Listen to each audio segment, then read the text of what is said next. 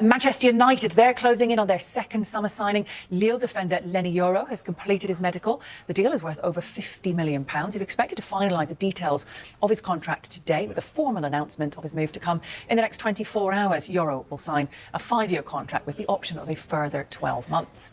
Well, here's how Yoro compared to some of United's centre-backs last season. He played more league games than Rafael Varane, Johnny Evans, Victor Lindelof and Harry Maguire. Yoro made more tackles, interceptions and had a better passing accuracy than all of them as well. Well, the Lille coach who gave Yoro his debut at the age of 16 has no doubt the defender can cope with playing in the Premier League. Jocelyn Gourvenek was speaking as part of our Next Up series, which is available on the Sky Sports website and app. Leny can play. I think he can play in England because he has all qualities. So for me, it's not a problem. If he goes to Germany, if he goes to Spain, if he goes in England, for me, he will perform. I have no doubt about Leny because his head it's clear in his head. Manchester United, and this is coming as a bit of a surprise now because it looks now very close that Leny Yoro could be coming to Manchester United. As we record this, Sam, he's flying to a city beginning with M, and it's not Madrid. It is Manchester for a medical. A deal was agreed last week between the clubs of over £50 million all in. We do know that Real Madrid appeared to be his preference, but they were not getting anywhere near what Lille were after. And I'm a little bit surprised because he could have waited and signed a pre-contract agreement in 5 months' time. But it seems that United, having agreed with Lille and spoken to him and his representatives, they've convinced him of the project. So still a bit of work to do, I'm told, on this. But United looking increasingly confident that they can sign the generational talent that we talked about last week. And just talking about him, if he was to join, given the personnel that they have there at the moment, how would you see him fitting in? So first of all, let's just recap a little bit of last week, because I'll probably just take this opportunity to pour a little bit more praise on Leny Yoro. He is fantastic. As young centre-backs go, just brilliant. It has pretty much every tool in the locker, albeit at a very early age, 18 years of age. Like, we have to temper expectations a little bit. We saw last season he was given the runaround by some more experienced strikers. That's all part of it when you're 18 years of age. But every skill that he has, he's got the speed, he's got the range, he's got the long legs for tackling and intercepting. He's good in the air, he's good on the ball. Like, you're looking at modern centre-backs and you're looking at Leny Yoro and you're like, tick, tick, tick, tick, tick, tick, tick. You look brilliant. And he's well worth buying into for the potential. And Man United are, some people say, well, he's available on a free next year. That's when Real Madrid will absolutely bag him. Man United cutting through the queue here and paying a fair amount to do so. But if there's a talent worth doing that for, I think Leny Yoro qualifies. So let's take all that and say, right, now let's temper the expectations ever so slightly. 18-year-old centre-backs in the Premier League, this is tough work, right? You can't just expect Leny Yoro to walk in and just like William Saliba the Premier League. In fact, when Saliba was 18 years of age, when he was Yoro's age, he was probably on his first of several loans back to France to impress with Marseille and other teams. So not going to be a 38-game starter. Still potentially a good idea to buy another centre-back to help work him into the system, take him in and out of the team. But on paper, he and Lisandro Martinez as a left and right foot combo, I like it a lot. It is athletic, it is aggressive, it has enough height thanks to Yoro. It works. Right, I want to pick up on what you said there. It would be a good idea if Manchester United brought in another centre-back. Yes. And you mentioned the P word with Yoro. As much as you're saying he's amazing potential. Yes. 18 years old. So with all of that in mind, we're also told that Jared Branthwaite, Matthijs de Ligt still remain options for United, but it's going to depend on squad space and it's going to depend on budget as the window evolves. Now, for you, which one would be a good fit? And if one of those were to arrive, would they be the partner you'd like to see for Yoro, or would they be the one that interchanges with Yoro and provided Lisandro Martinez stays fit, he's the constant? Yeah, so I think you probably have to gamble that Lisandro Martinez's fitness is going to hold up now, because he's clearly such a key part of the team, and the team is so much worse when he doesn't play. So I think you have to take him, you put him in the team, and you have to build around him, and you have to pick partners for him. So Yoro, that's great. And then if you were trying to pick between the other two, as much as I think that Branthwaite would probably be a better investment longer term, De Ligt playing on the right-hand side habitually and being right-footed, I think is probably where I would go. And De Ligt is extremely experienced, and he's played for, this would be, if he were to join, his fourth super club, Ajax, Juventus, Bayern Munich, into Manchester United. Incredibly valuable stuff that he could pass on to Leny Yoro, and they can almost share that position. And as I say that, I kind of feel bad, because De Ligt is a very good player in his own right, and we're almost talking about him as like, oh, let's bring him in, and 70% of his role as a player and 30% is a mentor to the next possible super. That's actually a little bit disrespectful to De Ligt now I say it, but you've got to stock up on players and you've got to make sure that your squad is built properly. So, I mean, yeah, I'm not saying that De Ligt would be like the pick, but out of the two, I would choose him. I think financially, maybe it would be a bit more agreeable for Man United this summer. And I would certainly look to try and bolster that area outside of Yoro too and just take the pressure off a little bit. One deal that has been done, that was done over the weekend, for me, it was a little bit bizarre, the timing. 4 o'clock on the day that England were going to be playing Spain, but Joshua Zirkzee completed his move to Manchester United. Our producer, Matty, has called it a saga. Matty, that's not a saga. I've been there when I've been talking about a player from day one to the end of the transfer window. But look, Zirkzee's arrived. 42.5 million euros was the total cost, paid over 3 years. It's a bit more than his release clause, but it was in exchange for favourable payment terms. As I mentioned, those 3 years. You said, and you're like looking at me worried, don't expect too much too soon from Zirkzee. It's going to be a new league and a new country, etc. I get all of that. But if United do play in their 4-2-3-1, which we expect them to, who for you are in the 3 and who's the 1 and why? And is Zirkzee in there? So when I plead patience, it's on the goals front. I think Zirkzee can have a huge impact for Man United in multiple ways, but not necessarily putting the ball in the back of the net immediately. That's the adaptation, because what we saw from him at Bologna was that he was actually brilliant at linking play, quite good back to goal, excellent dribbler, which leads me to believe that he might be able to function wide as well as just through the centre. And that's where I'd plead caution on the goals front. But I think he can step into the team and have an impact. Now, with regard to the 4-2-3-1, well, first of all, Højlund and Zirkzee can play as a pair. 100%. They have complementing skill sets. I think Zirkzee will drop in and Højlund will run the channels. And I think they have different profiles, and I think they can play as a pair. And there was a little bit like end of last season where Man United looked a bit 4-2-4 or 4-2-2-2. And I just wonder if maybe that's where United are heading. We'll see. I would still play Højlund up front. And that means that Zirkzee could drop into that deeper role in the 10. Maybe that pushes Bruno wide. But of course, it depends on Rashford and Garnacho's fitness. It's good to have options. I would play them both together. I would try Zirkzee wide, genuinely. But I wouldn't displace Højlund just yet. Right, okay. Let's see how that one transpires. Look, a year or two ago, Sam, and you would have been talking about it as well with us on this very podcast, every transfer window we thought was going to be dominated by Saudi Arabia. They're going to be spending trillions of pounds, bringing in talent from all over the world, including the Premier League. It has gone a little bit quieter since then. I think they're approaching it slightly differently this time. They're not willing to pay the big money, but they are still willing to do that for certain players. This one would, for me, be incredible if it did come off. Al Nassr want the Manchester City keeper, Ederson. Now, there are reports of a 30 million euro offer being rejected, with City holding out for 50 million euro. We don't know whether it's going to go that far or whether they're going to want to spend that much money. But Pep Guardiola has always said, if a player does not want to play at this football club, and provided the deal is right, he can go. I am not going to stand in anyone's way. But if he was to leave, of any of the players in that squad to leave City, how seismic would it be if Ederson was to go, given how crucial he is to the way that they play? Yeah, so I think it's the position that clubs always dread, isn't it? When they face up to the reality of potentially losing their first choice goalkeeper. Like it's enough to give you shivers, isn't it? Because the great goalkeepers are a dime a dozen, and once you settle on one, you don't really want to say goodbye to them for a very long time. And Ederson's been a mainstay of the City team for a while, over half a decade. He's had a really good stint, but he's still clearly very, very good. So they'll be uncomfortable with this, because while they may say, well, if the price is right, etc., it's never nice changing a proven commodity in goal. And particularly, as you say, one that is so good with the ball at his feet and has proven so good at what Pep Guardiola wants to coach. Now, the silver lining, I guess, is that when Ederson did miss a bit of time last season and the season before, every time Stefan Ortega stepped in, it wasn't that much of a drop-off, if any drop-off at all. And Ortega actually had some really good games at the back end of last season. He came on at Anfield and was absolutely brilliant. So they'll feel confident in him. I think some of the communication has been that they're ready for Stefan Ortega to step up and take the number 1 jersey. How much of that is true, I don't know. City will inevitably go back into the market, I would say, if Ederson leaves anyway, because they would never leave themselves short-stocked in goal. They would always go in for another one. And that opens up the question of, well, what can you do with your 50 million euros that you get for Ederson if that's the price? Good question, yeah. And the Ortega one will be interesting to see whether he would step up if Ederson was to go, of course.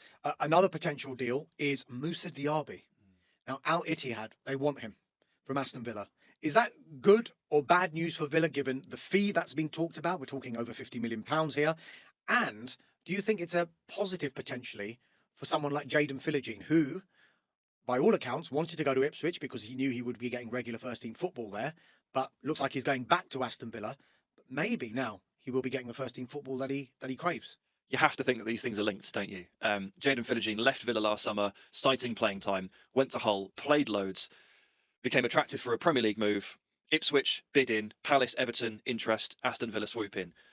If you look at the squad right now, you struggle to figure out where Jayden Philogene scoops up his playing time with all those players at Villa. And then if you take Moussa Diaby out of the equation and he goes to Saudi, suddenly there's a massive hole in the team ready for Jayden Philogene to step into. So these things are clearly linked.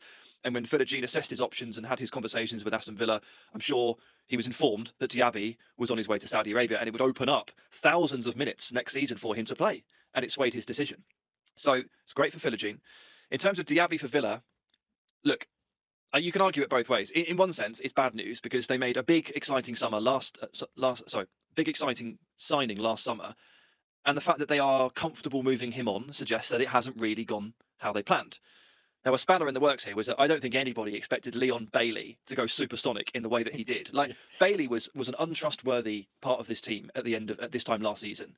The leap he has taken has been incredible. And that has almost made Moussa Diaby expendable, to everybody's surprise.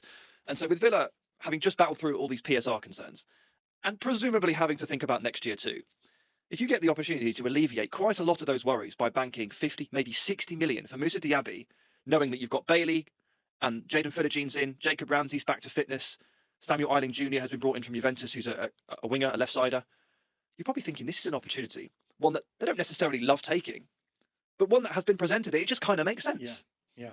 Just sticking with Villa, they've agreed a £1 million fee with Celtic for the sale of their goalkeeper, Viljami Sinisalo. He will actually, probably, once the other deal goes through, be number 2 to Kasper Schmeichel. Not only will he be number 2, but we're thinking that Kasper Schmeichel will almost be a mentor to Sinisalo. So just on that, I know you're probably looking at me as a mentor when it comes to like podcasting. If you were a footballer and you could be mentored by any footballer, who would it be?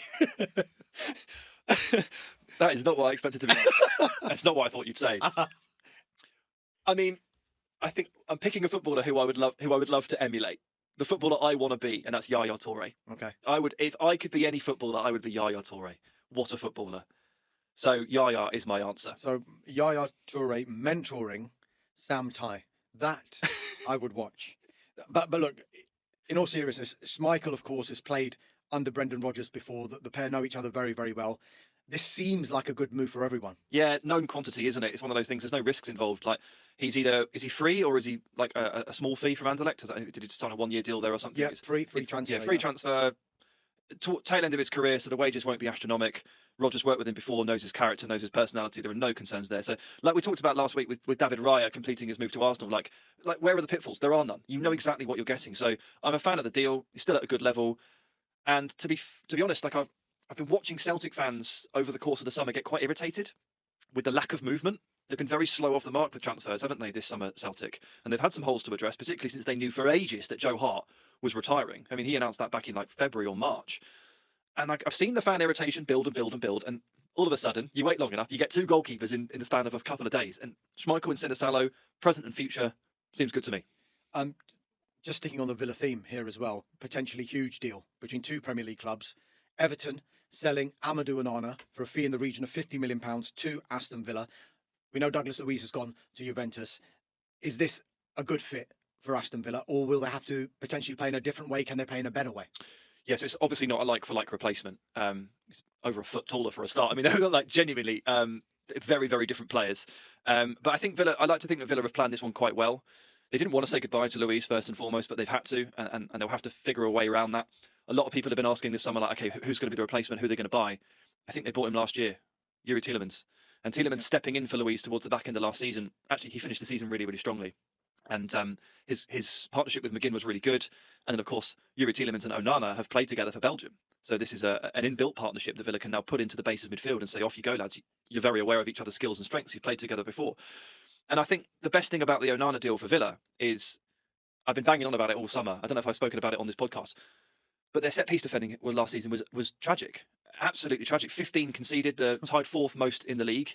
And the teams that conceded more than them from set pieces was Burnley, Sheffield United, Luton and Forest. So the teams that just concede the most goals. So by ratio, they're going to have conceded quite a few from set pieces too. If Villa had one weakness last season, it was set piece defending. Onana is 6'6", and he wins about 90% of his aerial duels. He's massive and he's brilliant. So it's a player that can slot into the base of midfield. And bear in mind, Boubacar Kamara is recovering from an ACL tear, so it takes the pressure off that as well. And he does an awful lot to alleviate these aerial issues that have plagued Villa for the last year. So in more than one sense, it's a smart sizing. In more than one sense, it's a smart signing. And in more than one sense, it's a big transfer. Yeah, this does look like a good one for Villa and, dare I say, for Everton as well to get that kind of fee. Well, I'll just say, I think they were probably happier to let Onana go than Branthwaite. Yeah. If this means that Branthwaite stays, Yeah. then I think everybody is happy. Yeah. Yeah, look, before we go, a deal that has gone through, Sam, is one I know that you've been keeping a keen eye on, and that is Flynn Downs from West Ham to Southampton. We did expect it to happen. It took a little bit longer than perhaps people would have liked, but it is done. £18 million, £15 million initial payment, £3 million in performance-rated add-ons. It looks like a good move for everyone. West Ham get a profit. Southampton get the man that they were desperate to bring in after what he did for them last season.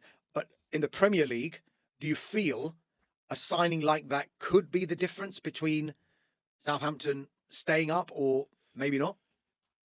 You say I'm keeping a keen eye on this. Weren't you the man that broke the story? No, I don't want to talk about it.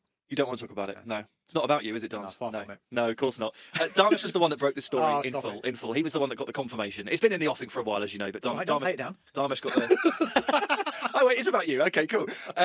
Great stuff, Dams. Look, Downs, I've got the statistics here in front of me.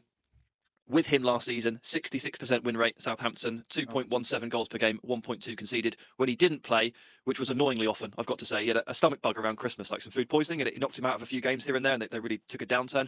33% win rate without him. Only 1.33 goals per game scored and 1.7 conceded. So all those totals going up and down in the wrong way whenever he doesn't play.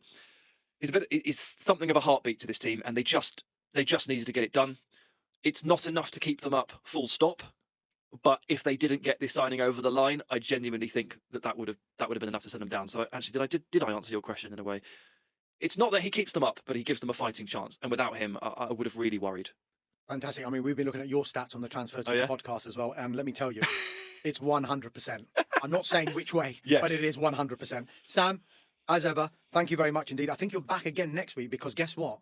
Pete Graves is still on holiday. No way. Yes.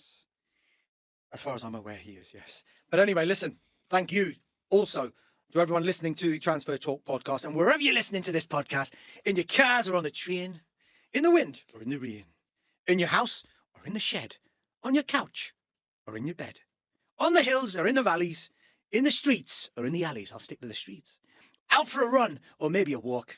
Thanks for listening to Transfer Talk. And that's for sure. Welcome Manchester United News Channel, the home of Red Devils fans.